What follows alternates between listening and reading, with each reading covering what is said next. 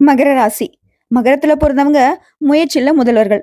சனிய அதிபதிங்கிறதுனால உழைப்பே தாங்க உங்களுக்கு உறவுகள்.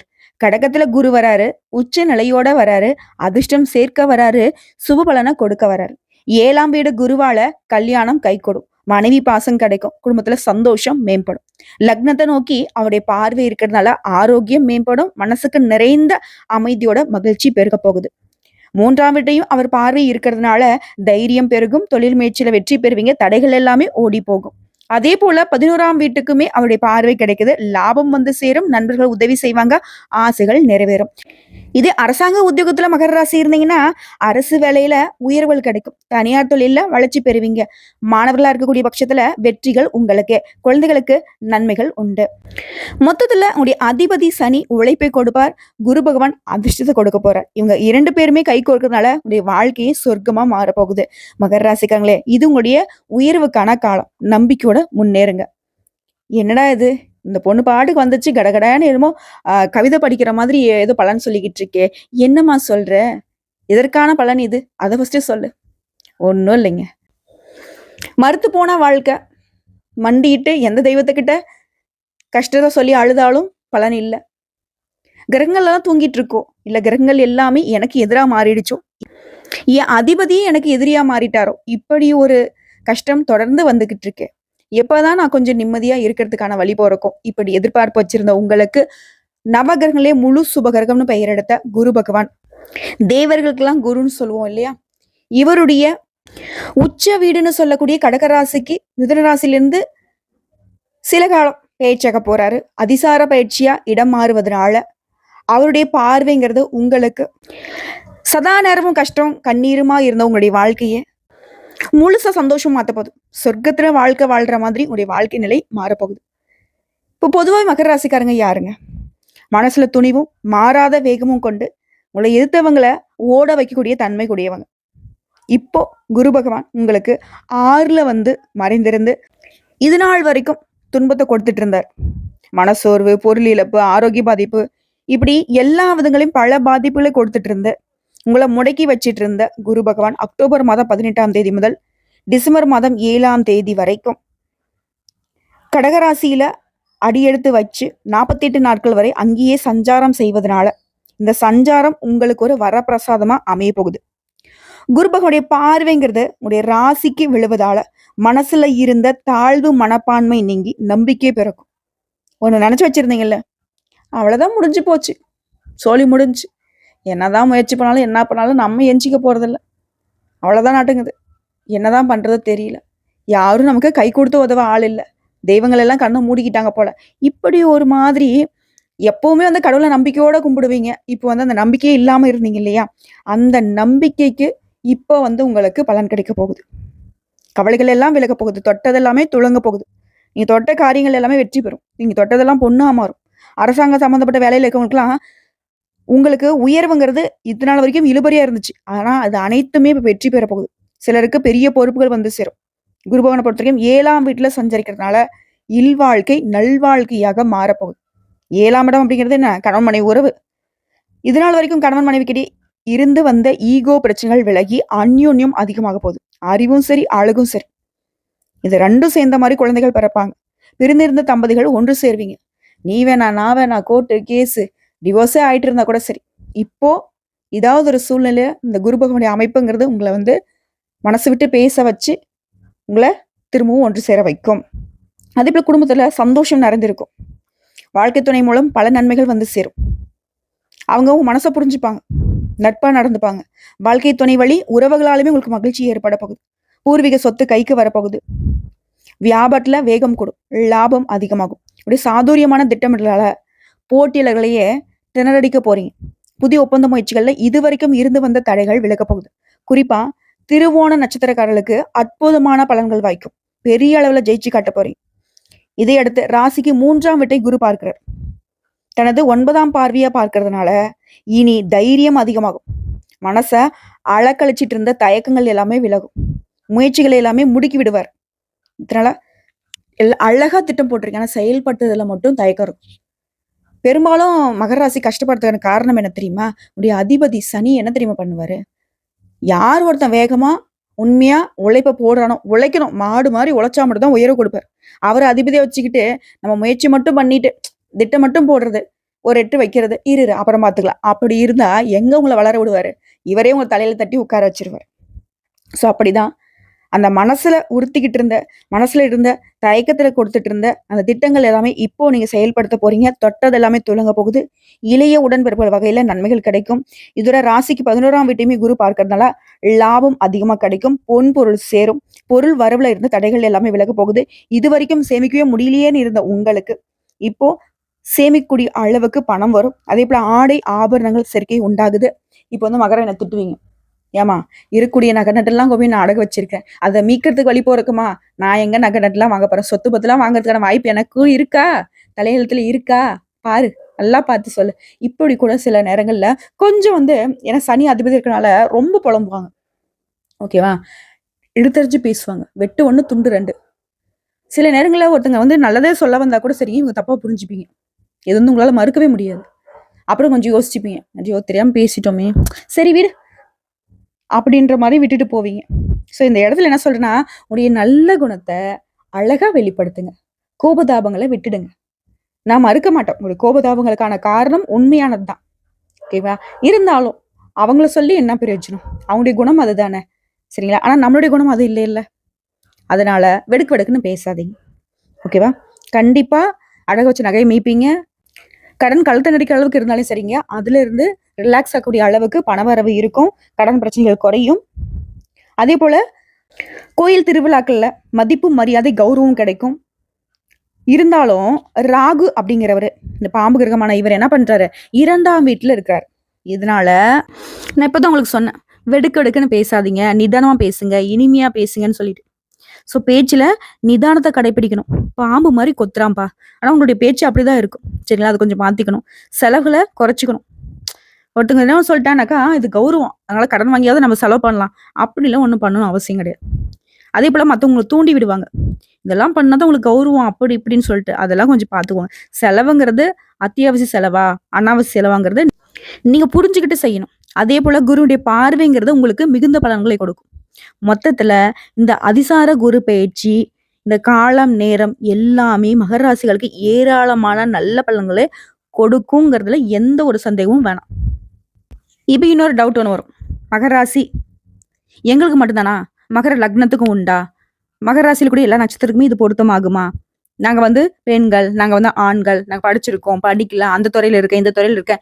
இது வந்து எந்த துறை சார்ந்தாலும் சரி, மகர ராசி, மகர லக்னம், மகர ராசியில கூட ஒவ்வொரு நட்சத்திரத்துக்குமே இந்த பலன்கள், பொது பலன்கள் கண்டிப்பா பொருத்தமாகும். ஓகேங்களா? உத்தியோகம், தொழில் இருந்த பிரச்சனைகள் விலகும். கடந்த காலங்கள்ல உங்கள வாட்டி வதச்சிட்டு வந்த சூழல் எல்லாமே அதாவது சூறாவளி மாரி வாழ்க்கை, நிம்மதி இல்லாத வாழ்க்கை. எப்பா கொஞ்சம் விடுங்களேன் கடவுளே! கொஞ்சம் நான் நிம்மதி பெருமூச்சு விட்டுக்கிறேன். தப்பிச்சு வந்த மாரி இருக்குடா வாழ்க்கை.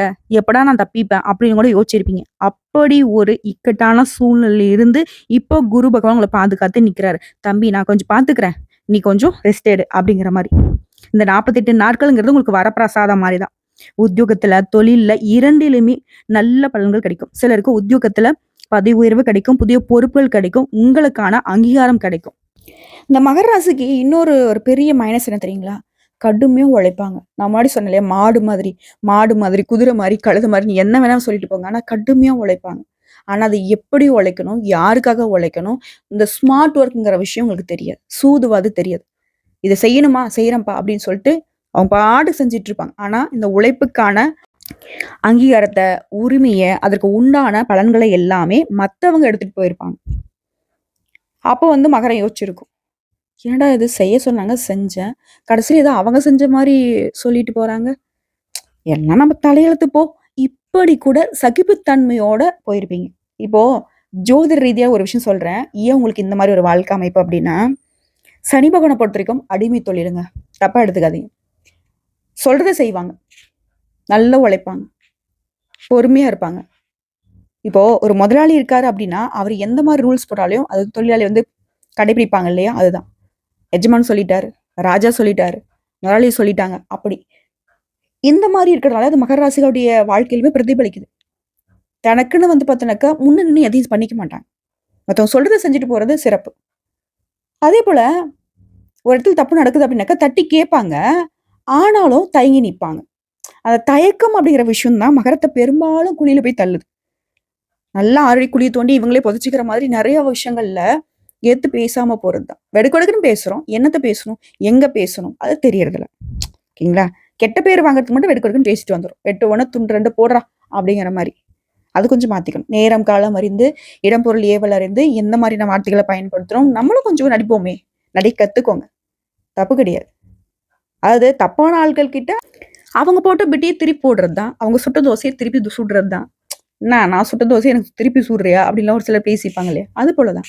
ஆனா உங்கள பொய் சொல்ல சொல்ல, ஏமாத்த சொல்ல, எதையும் சொல்ல. அந்த மாரி ஆட்கள் கிட்ட எச்சரிக்கையா இருங்க.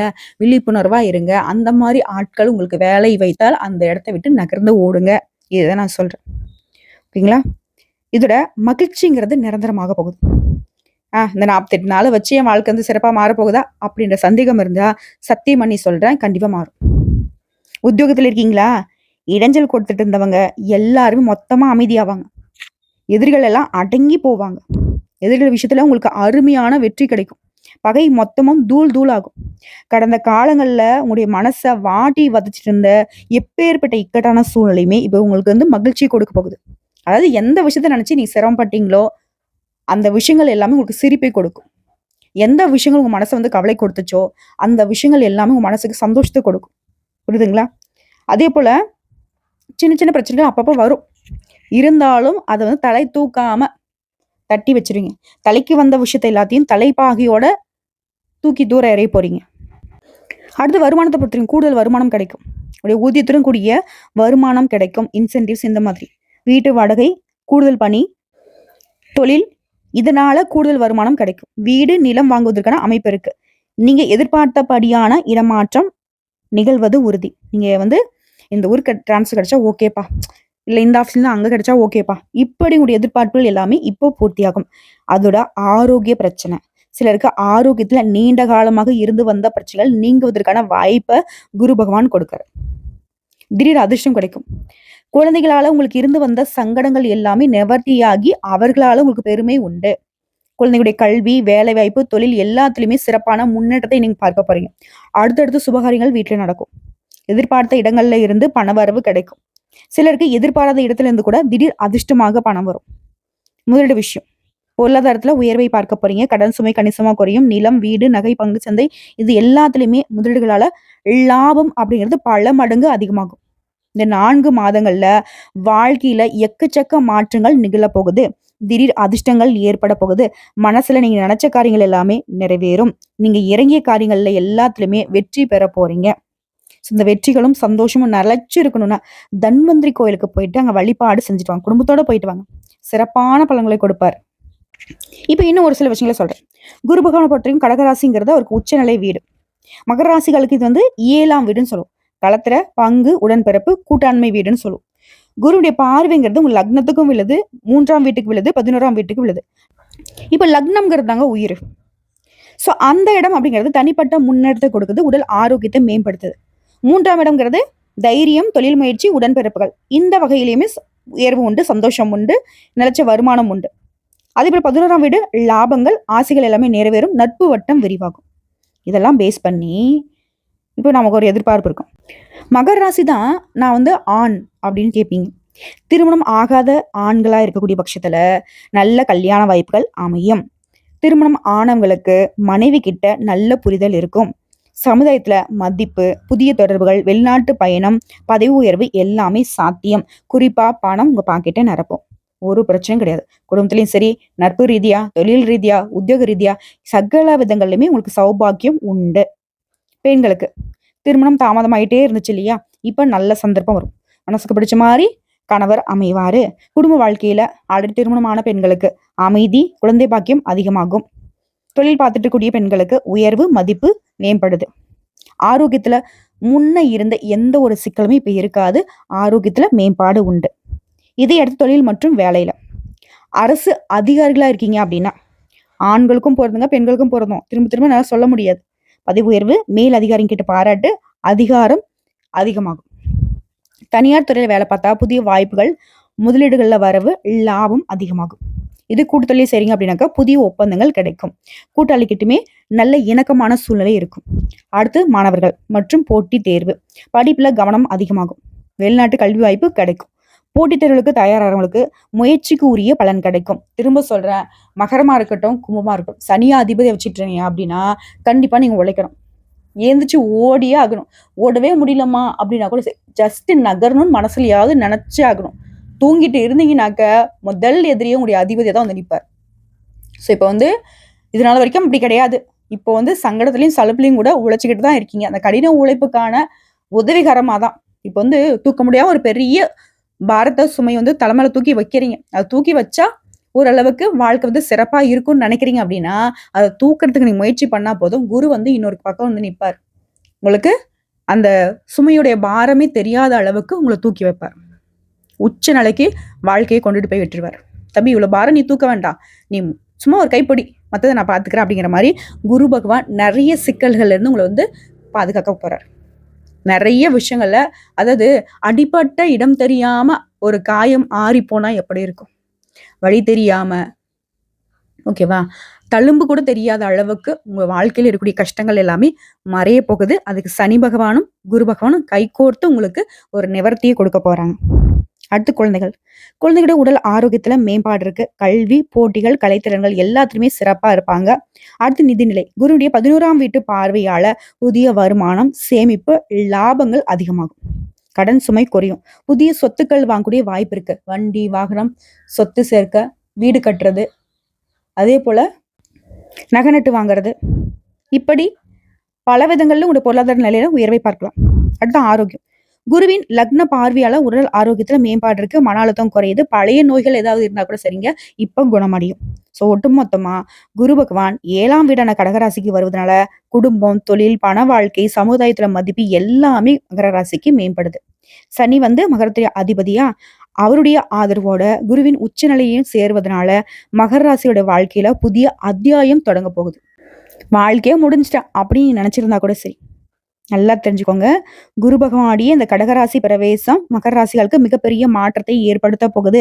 ஆண்களா இருங்க, பெண்களா இருங்க, தொழில் பண்ணுங்க, அரசாங்க வேலை இருங்க, தனியார் வேலை இருங்க, குழந்தைகளா இருங்க, மாணவர்களா இருங்க, எல்லாருக்குமே நிதி ரீதியா, ஆரோக்கிய ரீதியா எல்லா துறைகளை சார்ந்தவர்களுக்குமே நல்ல பலன்கள் கிடைக்க போகுது. குறிப்பா சனி அதிபதியான ராசிக்கு உச்ச குரு வந்து சேர்ந்திருப்பதால இந்த காலகட்டம் மகர ராசிகளுக்கு வாழ்க்கையே ஒரு கேம் சேஞ்சர் மாதிரி மாறப்போகுது. திண்ணையில படுத்திருந்தவங்களுக்கு திடீர்னு மாறிச்சான் வாழ்க்கைங்கிற மாதிரி ஒரு சிறப்பான வாழ்க்கை உங்களுக்கு கிடைக்க போகுது. இதை விட மகர ராசிக்கு பொருத்தமான ஒரு பழமொழி சொல்லட்டுமா? கும்பிட போனவனுக்கு குறுக்க தெய்வம் வந்தா எப்படி இருக்கும்? அப்படி உங்களை தேடி வந்த தெய்வமா தான் குரு பகவான் வர்றாரு. சோதனையை கொடுத்துட்டு இருந்த சனி பகவான் கிட்ட குரு பகவான் வந்து, ரொம்ப நீ வந்து உங்க வீட்டு பிள்ளைய சோதிக்கிற, நானும் வரேன், அமைதியா இரு கொஞ்ச நாள், அந்த புள்ள கொஞ்சம் நிம்மதியா இருக்கட்டும் அப்படிங்கிற மாதிரி சனி பகவானும் குரு பகவானும் கைகோர்த்து உங்களை சந்தோஷப்படுத்த போறாங்க. எதெல்லாம் நினைச்சு வருத்தப்பட்டீங்களோ அது எல்லாமே சந்தோஷம் மாறப்போகுது. எதெல்லாம் உங்களுக்கு தொல்லை கொடுத்துச்சோ அது எல்லாமே தொலைஞ்சு போக போகுது. நாளும் பொழுதும் நல்லதாகவே இருக்க போகுது. நீங்க நினைச்சது எல்லாமே நல்லதாவே நடக்க போகுது. தெய்வ அனுகூலம் பரிபூர்ணமா நிறைஞ்சிருக்கு. இன்னொரு விஷயம் சொல்லட்டுமா? பொதுவாக மகர ராசிக்காரங்க ஒரு விஷயத்த வந்து மனசுல ஆணித்தரமா வைரகமா வச்சுட்டு இருந்தீங்க. எல்லா நேரமும் இப்படியே இருந்துராது. நானும் நல்லா இருப்பேன். எனக்குன்னு ஒரு காலம் வரும். கண்டிப்பா அந்த தெய்வம் எனக்கு கொடுக்கும்னு நினைச்சீங்க இல்லையா? அப்படிப்பட்ட உங்க நம்பிக்கைக்கு பலன் தரக்கூடிய வகையில தான் இந்த நேரம், காலம் உங்களுக்கு சாத்தியமாகி இருக்கு. பயன்படுத்திக்கோங்க. வாழ்க்கை உங்களுக்கு அழகா மாறும். உங்களுடைய நல்ல மனசுக்கு இனி நடக்கிறது எல்லாமே நல்லதாவே நடக்கும். வாழ்த்துக்கள். வாழ்க வளமுடன். என்றென்றும் நீடித்த நிலைத்த செல்வம், செல்வாக்கு, புகழோட வாழுங்க. எல்லாரையும் வாழ வைங்க. இதோட ஒரு ரிக்வஸ்ட்டுங்க. ஒரு ஜாதக கட்டத்துல சனி பகவானும் குரு பகவானும் எங்க பயணம் பண்றாங்க? லக்னம் அப்படிங்கிறது 1ஆம் வீடுங்க. அதுல இருந்து கணக்கு போட்டுக்கோங்க. இதோட சனி பகவான் கூட ஏதாவது மற்ற கிரகங்கள் கூட்டணியில இருக்காங்களா? அதே போல குரு பகவான் கூட ஏதாவது கிரகங்களுடைய கூட்டணி இருக்கா? இதை பாருங்க. சனி பகவான் ஆல்ரெடி வந்து அசுப கிரகம் தான். அவர் கூட ராகுவோ, கேதுவோ, இல்ல செவ்வாயோ, இல்ல சூரியனோ இருந்தா கூட கொஞ்சம் பாதிப்பு இருக்கும். அது வந்து சரியான முறையில பரிகாரம் பண்ணி தளர்த்திக்கணும். அதை கொஞ்சம் பார்க்கணுங்க. இதோட குறிப்பா வியாழக்கிழமைகள்ல விரதம் இருந்து குரு பகவானுக்கு மஞ்சள் நிற உடை அணிந்து மஞ்சள் பூக்கள், கடலைப்பருப்பு, வாழைப்பழம் வைத்து வழிபாடு செய்யணும். நவகிரகங்களை வீட்டுக்கூடிய குரு பகவானுக்கு மஞ்சள் வஸ்திரம் சாற்றி, அதோட மஞ்சள் நிற கொண்ட கடலை வந்து உங்களால மாலை கட்டி போட முடிஞ்சா போடுங்க. அவருக்கு நல்லெண்ணெய் அல்லது நெய் தீபம் ஏற்றி வழிபாடு செய்யணும். இதுல அந்த நாள்ல 108 முறை ஓம் குரு பகவானை போற்றி போற்றி இந்த மந்திரத்தை சொல்லுங்க. அதே போல குருவுக்கான ஆதிதேவன் தட்சிணாமூர்த்தியும் வழிபாடு செய்யலாம். வியாழக்கிழமைகள்ல குருவாக உங்களுக்கு யாரெல்லாம் வழிகாட்டினாங்களோ அவங்க கிட்ட போய் ஆசீர்வாதம் வாங்க. சிவபெருமான வழிபாடு செய்யுங்க. தானம் பண்ணுங்க. மஞ்சள், கடலைப்பருப்பு, மஞ்சள் வஸ்திரம் இதெல்லாம் தானம் கொடுக்கறது சிறப்பு. அதே போல வியாழக்கிழமைகள்ல சிறுவர்களுக்கு உணவு கொடுங்க. கல்விக்கான உதவி செய்யறதுனால குரு இன்னும் அதிகமா மகிழ்ச்சி அடைவார். இதனால ஒட்டுமொத்தமா இன்னும் அவர் தரக்கூடிய பலன்களை பல மடங்கு உயர்த்தி கொடுப்பார். இதோட உங்களுடைய அதிபதியை நீங்க சாந்தி பண்ணணும். ஸோ சனிக்கிழமைகள்ல எள்ளெண்ணெய் தீபம் ஏற்றி சனி பகவானை வழிபாடு செய்யணும். நவகரில் இருக்கக்கூடிய சனி பகவானுக்கு கருப்பு வஸ்திரம் சாற்றி எள்ளெண்ணெயில தீபம் ஏற்றி உங்களால முடிஞ்ச அன்றைய நாள்ல இரும்பு, அதுக்கப்புறம் எள்ளெண்ணெய், எள்ளு இந்த மாதிரி உணவுகளை நீங்க தானம் கொடுக்கலாம். குறிப்பா பறவைகளுக்கு கோதுமைய உணவா கொடுங்க. அதே போல பசு மாட்டுக்கு கோதுமையால் செய்யப்பட்ட உணவு கொடுக்கிறது சிறப்பு. இதெல்லாம் நீங்க செஞ்சா ஆரோக்கியம் காப்பாற்றப்படும், நிதிநிலை மேம்பாடு அடையும், திருமணம், குழந்தை பாக்கியம், தொழில் எல்லாத்துலயுமே நீங்க நினைச்ச மாதிரி விரைவான வளர்ச்சியை பார்க்கலாம். உழைப்புக்கு உண்டான பலன் கிடைக்கும். புரியுதுங்களா? இது எல்லாமே மகர ராசிகளுக்கு ஒரு சிறப்பான எதிர்காலத்தை அமைச்சு கொடுங்கிறதுல சிறிதளவும் சந்தேகம் வேண்டாம். நல்லதுங்க.